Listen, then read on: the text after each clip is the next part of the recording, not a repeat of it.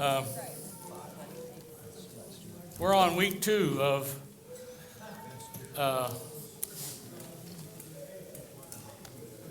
is that a series? Week 2 of a series of 2? Does two make up a series? I'm not sure. Since we're talking about Proverbs and their couplets, I guess this is a couplet class, and we're in the second half of it. We began this overview of Proverbs and sayings that relate to husbands and wives last week. At the time, I was not sure that I could get through all the material that I had planned, so I omitted some things. And so before we get started on part 2, I'm going to at least hit the high points that I edited out. First of all, and this probably should have been something that I focused on earlier, is the design of Proverbs. Just kind of looking at an introductory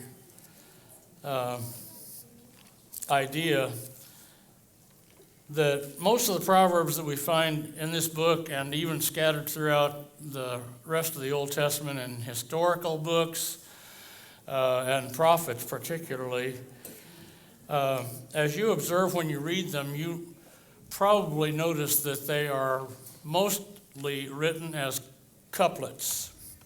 That's why I used the word couplet a couple of minutes ago, because I wanted to be clever. Apparently didn't work.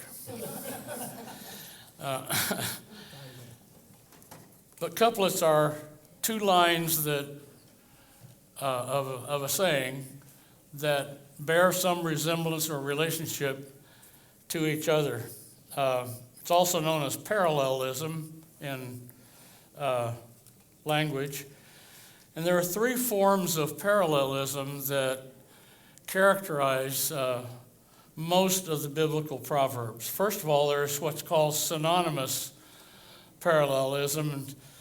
In that design, part A is a statement on a certain theme, and part B is a restatement of the same theme using different words.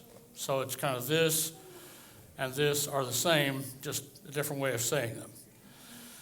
A second kind of parallel, an example of that is in chapter 18, verse 7, a fool's mouth is his ruin, and his lips are a snare to his soul.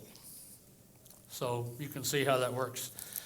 Another style is called antithetic parallelism. It's, again, a statement, but part B presents a diametrically opposite way, a sharp contrast, that is, to the first line. A good example of is Proverbs 13:3. Whoever guards his mouth preserves his life, but whoever opens wide his lips comes to ruin. So it just kind of looks at it from a couple of different perspectives. One obviously very good, the other one not very good.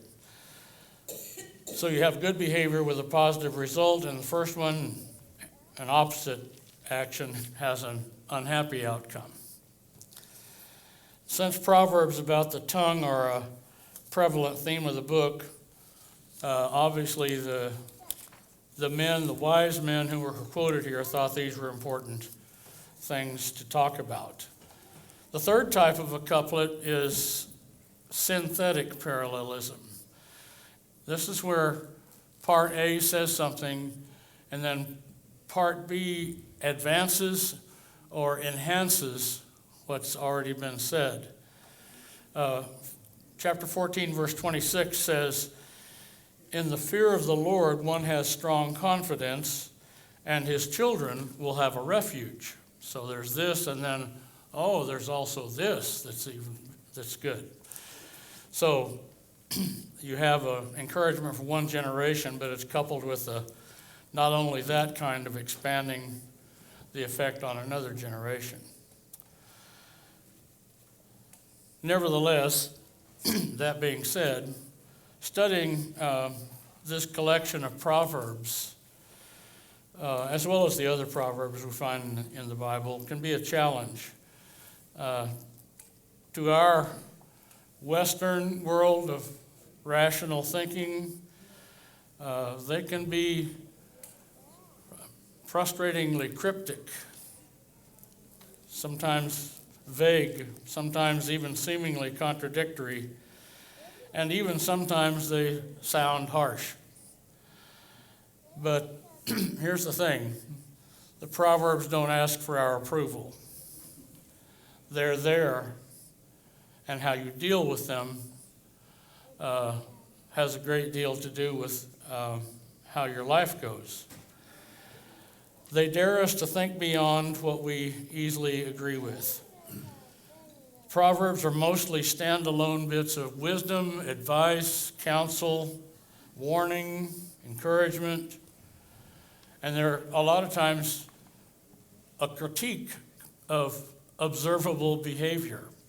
They're just telling you something that you already know, but maybe you haven't thought about. And so that kind of draws us into the way the Proverbs affect life, what they have to do with it. Some of them are easy to grasp. Some of them feel insulting. Some of them defy clear analysis. Here's one that still confuses me in terms of parallelism and how that works. It's Proverbs 11:16, and it says, "A gracious woman gets honor." We got that, okay? A gracious woman gets honor, and violent men get riches. What? Wait, what? What does part A have to do with part B? And the answer is, I don't know. I've tried to synthesize how that works because I know there's some connection, and I have an idea, but it doesn't really satisfy me, and probably definitely wouldn't satisfy anybody else. But I want to say this as part of my beginning soliloquy here. It's important to know and to respect what the Proverbs are not as much as what they are. They may seem authoritative, and we may wish that they were, but they're mostly observations of wise people who watched and learned and shared. Proverbs can be blunt, but that doesn't indicate that they're mean-spirited. What I believe is important to accept is that they're not for us, they're not given to us so that we can evaluate everybody else from them. And for me, that's a very important distinction, because I can think of a lot of Proverbs that the way they've been conducted have been with somebody in mind that needs to hear that. One that really comes to mind is Proverbs 22:6, which you may not know by that citation, but if I start it, you can finish it. Train up a child in the way he should go, and when he is old, he won't depart from it, right? When does that come up? It comes up when we think about those people whose kid went off the rails. Am I right? Is that not how that works? And so I'm just saying, let's not approach the Proverbs as something for somebody else. It's something for you. It's designed not with anybody particular in mind, but here's something true, think about it, pursue it, act on it. I don't believe the Proverbs are weapons to be wielded. They're more like tools to build or to repair or to improve. I don't think they should be read as a comprehensive handbook to the secrets of life. They have the potential to guide us to better lives so that we don't, pinball through life getting knocked here and there and get disoriented. They're intended to give us kind of a stable foundation for how to live and how to interpret life. So that's my opening salvo. Last week, I began with some musings about the book of Proverbs. We saw that the great wisdom of Solomon dominates the first several chapters, first 9 chapters basically, which are framed as a father's counsel and caution addressed to his son. From that prologue that we spent a little bit of time talking about, as well as through the rest of those first 9 chapters, this series of chats is a wise foundation, I think, for men of any age, but especially for guiding a young man toward a long life of purity and integrity. They focus a lot on sexual purity, on avoiding temptation, nurturing a respectful fear of the Lord. As we went on, I added in some broad implications, and I'll let you go back and read those passages, but broad implications for men because, like I said, there are scarcely any proverbs that are actually husband-specific, meaning that overtly address husbands. But there is in that section an admonition to men that I want to begin with this morning. I want to touch on that before we move ahead. It's highly metaphorical, and that's one of the rich features of Hebrew poetry. This passage is, I think, the only direct reference to a man's responsibility to his wife in the book. I don't want us to miss it. So it is Proverbs 5, verses 15 through 19. I'm going to read it.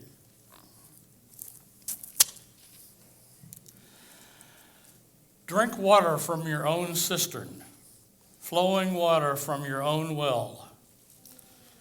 Should your springs be scattered abroad, streams of water in the streets? Let them be for yourself alone and not for strangers with you. Let your fountain be blessed, and rejoice in the wife of your youth, a lovely deer, a graceful doe. Let her breasts fill you at all times with delight. Be intoxicated always in her love.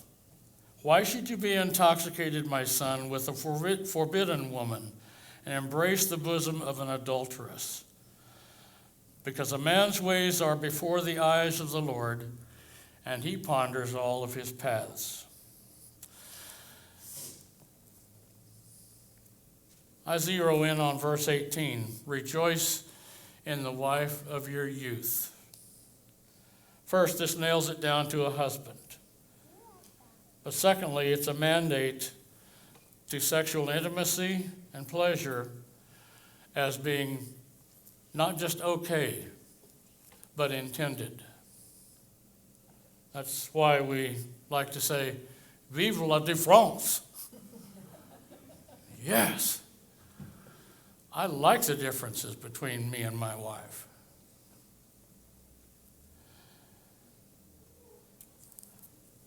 I want to say more, but my wife would be embarrassed, so she'd be embarrassed now and she would kill me later. So I'll stop there. But the point is clear. These wise men said, listen up. Be satisfied with and satisfy your wife. You loved her when she was young and pretty? Love her now. Don't ever stop enjoying her. And the key to it is the emphasis on purity and boundaries. Drink from your own cistern. Draw from your own well.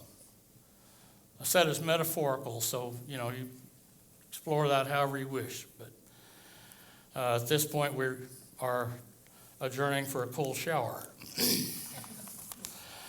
Okay, back to the business at hand.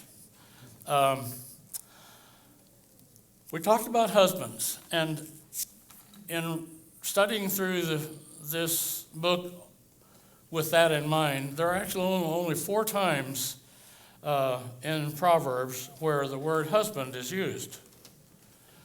In English translations, it's a rendering of one of 3 Hebrew words. The first one is ish, and it's very prominent, and it just means man or mortal.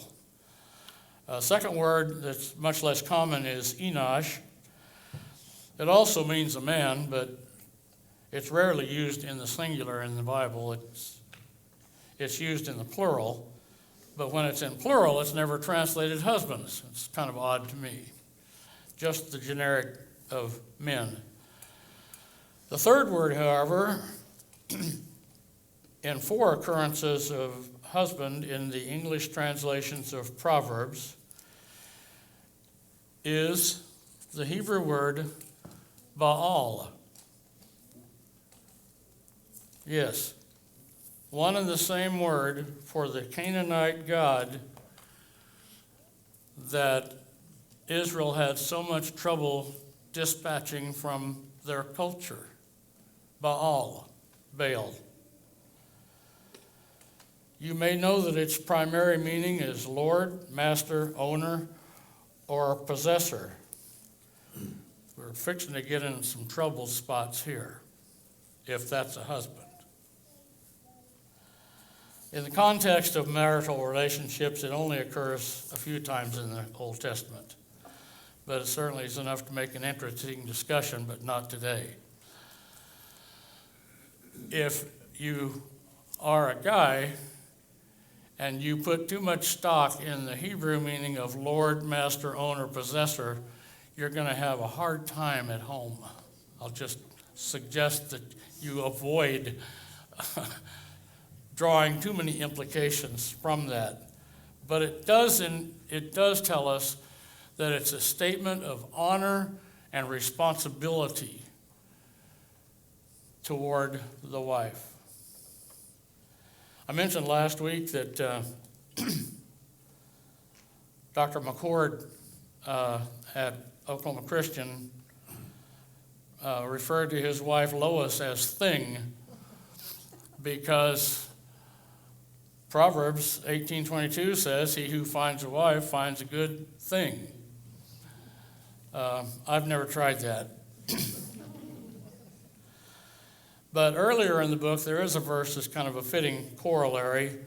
Chapter 12, verse 4 says, "An excellent or virtuous wife is the crown of her husband, but she who brings shame to him is like rottenness in his bones." So the word that's translated virtue, a virtuous wife, suggests synonyms that you can find in a concordance of substance, strength, valor, and capability. So it's a very lofty description to say that a woman is virtuous. It says that she is capable, she's smart, she's wise, she's dedicated and devoted.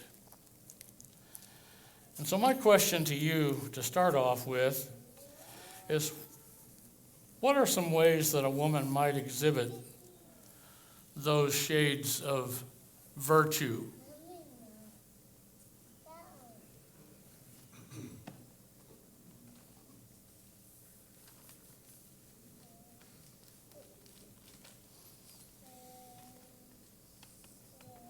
In her own subjection to God. Say again? In her own subjection to God. Okay. In her own subjection to God.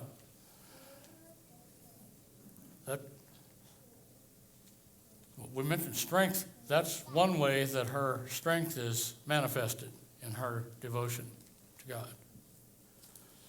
What else?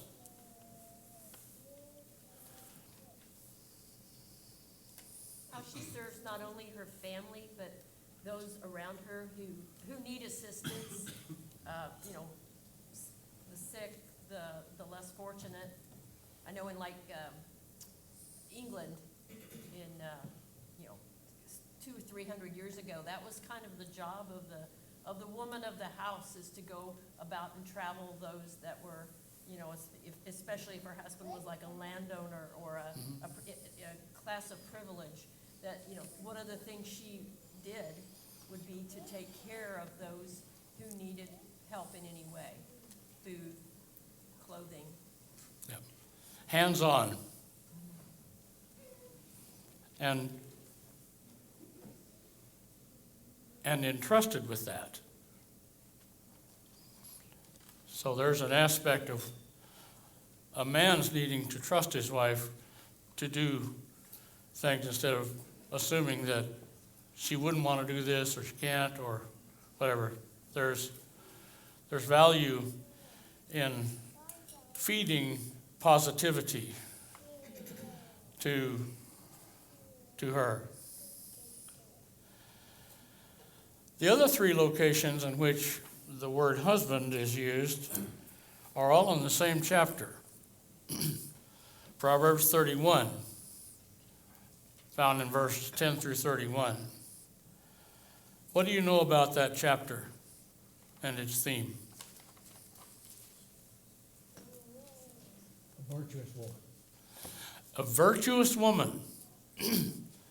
Same word as we just talked about.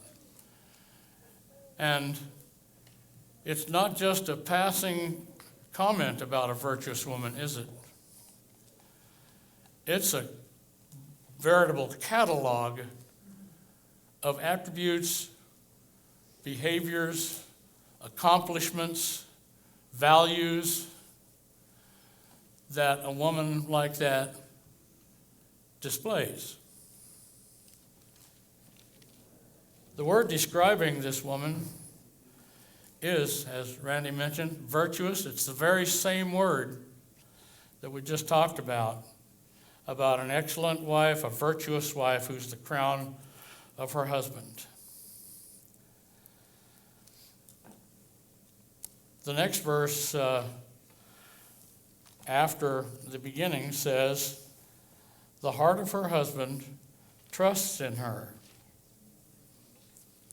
and he will have no lack of gain. Or there's another alternate translation, he will have no need of spoil, which is interesting because that's usually related to battlefield things. And my strange mind looked at that and I thought, that means that her husband doesn't have to go to war to support her. And maybe that meant something more to people at that time than it would to us. But in today's economy, what would it mean to say that a husband trusts her and has no lack of gain? Does that mean that he's always going to have a great job? That he'll never be laid off? Or that he'll always be at the top of the company ladder? Proverbs 31, some of the subtopics in it sound like her husband, this model wife, her husband is pretty accomplished. He sits with the elders at the gate, which means he's highly respected. And there's a few other things that's said about him, but he's a big dog in town. And his wife is right there with him in that level. She's at that level. I would suggest that probably there's a corollary between how well a man can do his job and how supportive and encouraging his wife is.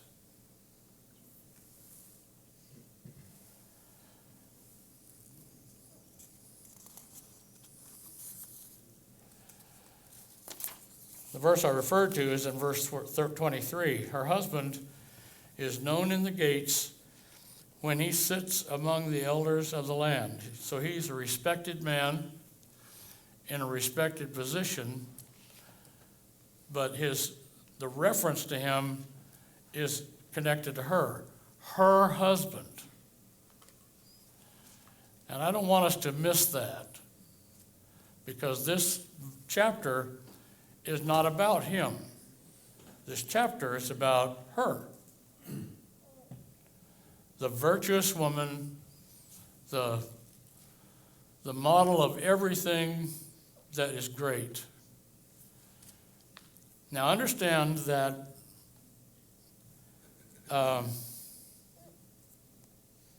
this is an idealized woman. But it's a model for a lady to think about, ponder on, ascribe to, aspire to.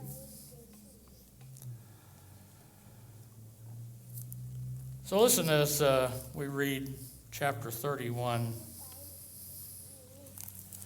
verses 10 through 31.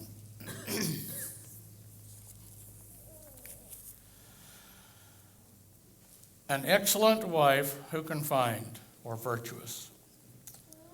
She is far more precious than jewels.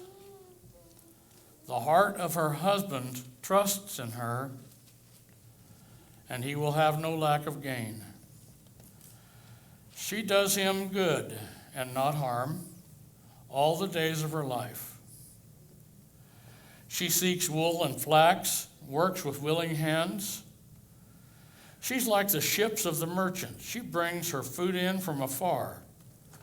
She rises while it is still night and provides food for her household and portions for her maidens. She considers a field and buys it. With the fruit of her hands, she plants a vineyard.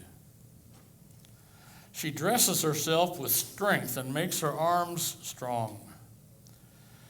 She perceives that her merchandise is profitable. Her lamp does not go out at night.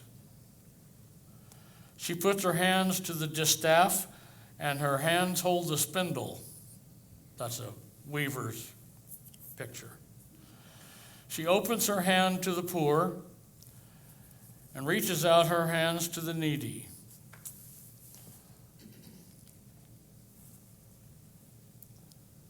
She's not afraid of snow for her household, for all her household are clothed in scarlet.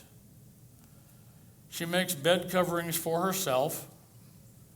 Her clothing is fine linen and purple. Her husband is known in the gates when he sits among the elders of the land. She makes linen garments and sells them. She delivers sashes to the merchant. Strength and dignity are her clothing, and she laughs at the times to come. She opens her mouth with wisdom, and the teaching of kindness is on her tongue.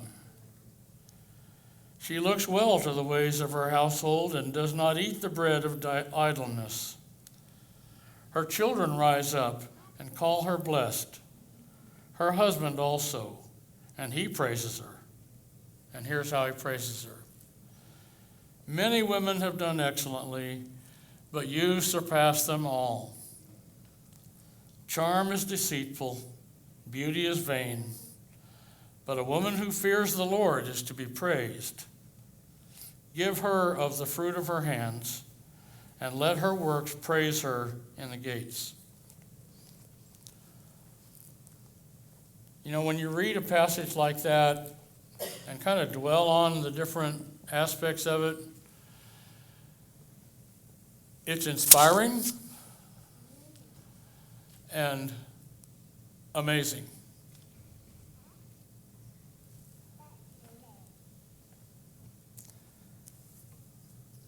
She works hard day and night. She's a skilled craftsperson. She's a shrewd businesswoman. She dresses well. She is superwoman. Hear her roar.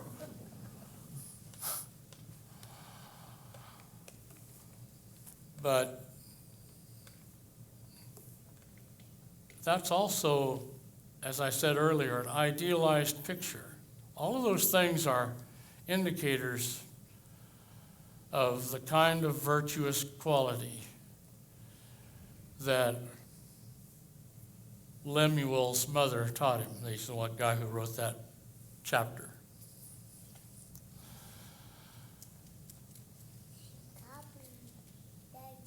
But should we expect all of this from a 21st century woman? Is that what it's about? Is it a checklist? Husband takes the checklist out and says, okay, that's I'll give you a 4 out of 5 on that one. Oh, we need to work on this one, honey.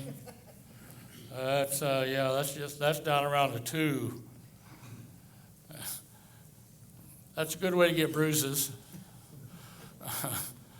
Or something worse. But do we understand that this is presenting a beautiful picture of the opportunity, the expectation, the possibilities that lie within the heart and life of any woman of God? Not everybody is going to be buying a field, being a realtor. But all of these pictures, all of these vignettes of kind of like going through a catalog and placing yourself in all these different places, to me, it should tell a woman, in all honesty, there is nothing that you cannot accomplish that the Lord equips you to do. That's positive. It's encouraging. It is inspiring. And I've taken I'm not a great example of anything, but I've taken it on myself for quite a long time to look for those qualities in the women that I know. And it's amazing how easy those are to find among godly women.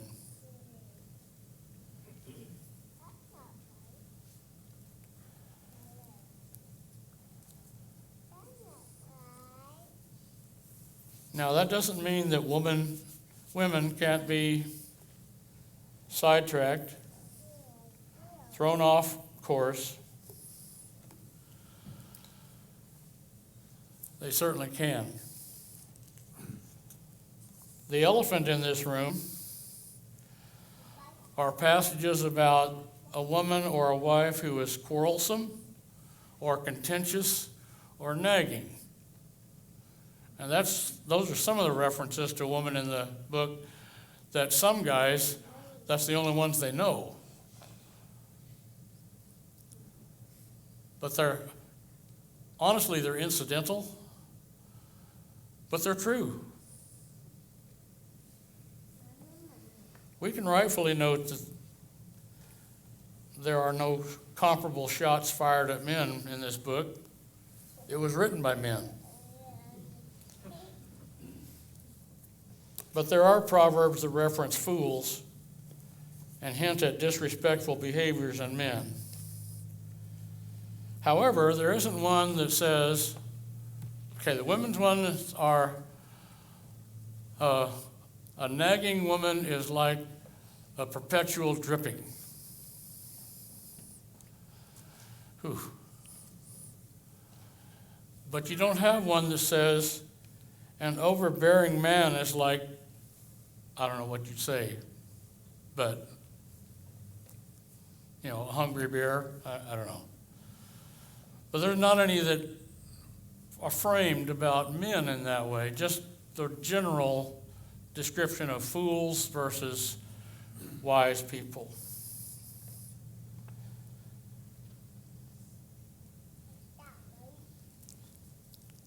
So what do we do with negative similes like a nagging wife is like a faucet you can't shut off?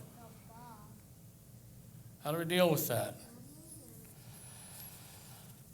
Well, I'm going to say to the women among us that the most obvious answer probably is take it to heart. And I don't say that flippantly or with accusation. But it's there for a reason, isn't it?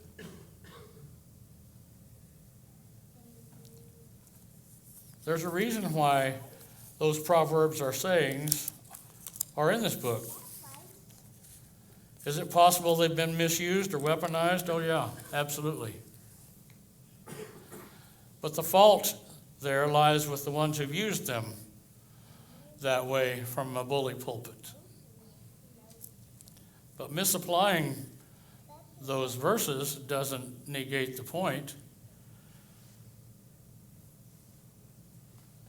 I don't really know that I want to argue that a quarrelsome wife is a joy to the heart. That's not what comes to mind for me. So these wise men from Solomon on, I think about Solomon sometimes.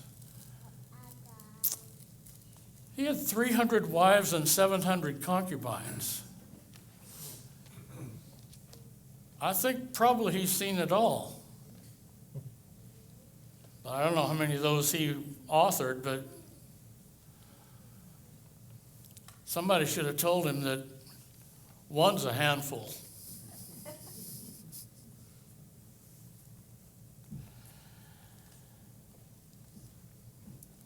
I've already cautioned against the use of proverbs as weapons. And who would ever do that with a proverb like that about a woman? Well, I'll tell you, men. It's very tempting, especially when things are a little hot. When you've got a hot conversation going on that you're not getting a word in on. Pretty easy then to turn this, okay, I got a proverb for you, sis. No, do not do that.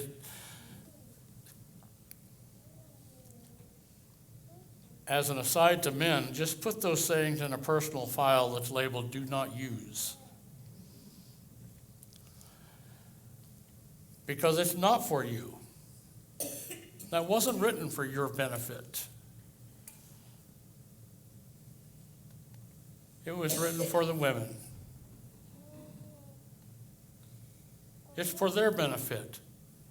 It's not to accuse them. It's to encourage them toward a better way.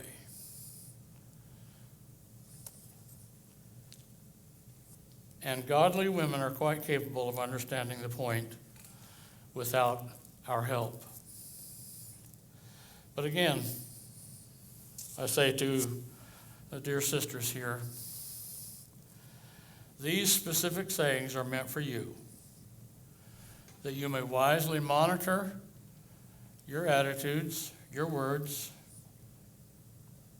your actions that can negatively impact your relationships, your witness, and your own personal well-being.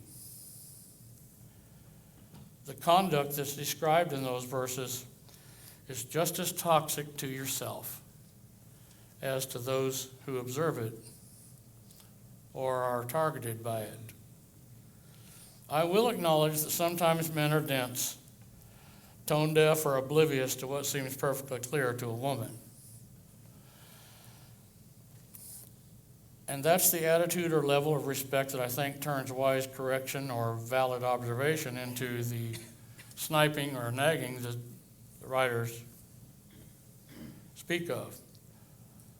Just saying, guard your heart, choose your words wisely, know when enough is enough, or when enough is too much. I heard a good insight recently that I want to share in relation to how men differ with women. It was in a discussion of Genesis 3:16, where God says to Eve that part of the result of her role in the fall was, your desire shall be contrary to your husband, but he shall rule over you. The observation that I heard in this discussion was, women tend toward control. Men tend toward passivity. Which explains why my wife has to tell me more than once about something that needs to get done. She's on top of it, and I'm, okay, I'll get to it.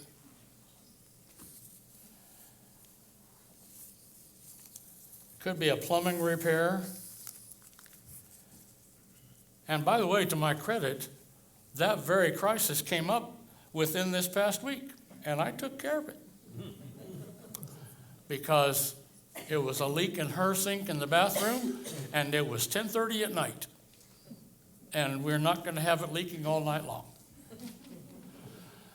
But she made that clear to me too. So, because passivity is my go-to mindset. Hers is fix it. And the great thing is, when I got it fixed, I was the hero.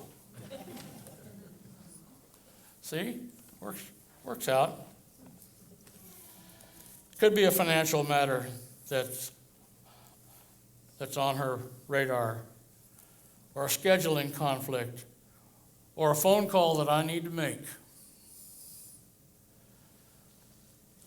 I'm tending toward passivity. She's tending toward control. And so in that discussion, there was a quote that's attributed to C.S. Lewis that I thought it's very clever, because C.S. Lewis was a very clever man, very knowledgeable. He said, hell is a place where all the pots are boiling over and all the milk is spoiled. And the man's assignment is to do something about it. And the woman's assignment is to do nothing about it. Think about that.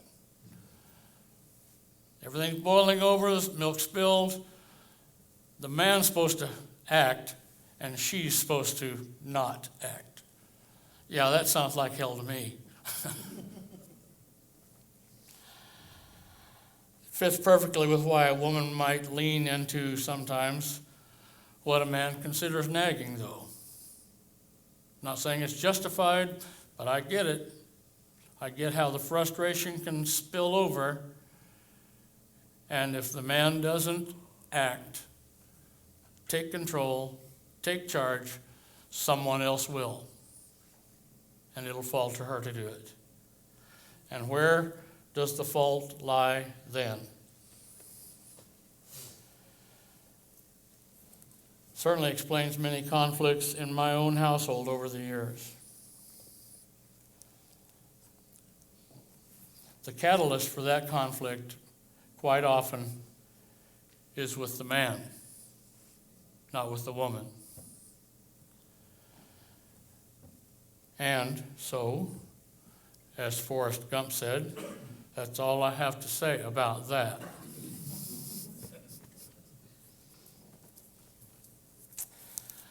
I think we're done. This has been an interesting study, preparation, presentation for me. I don't know if it's been for you, but I don't care.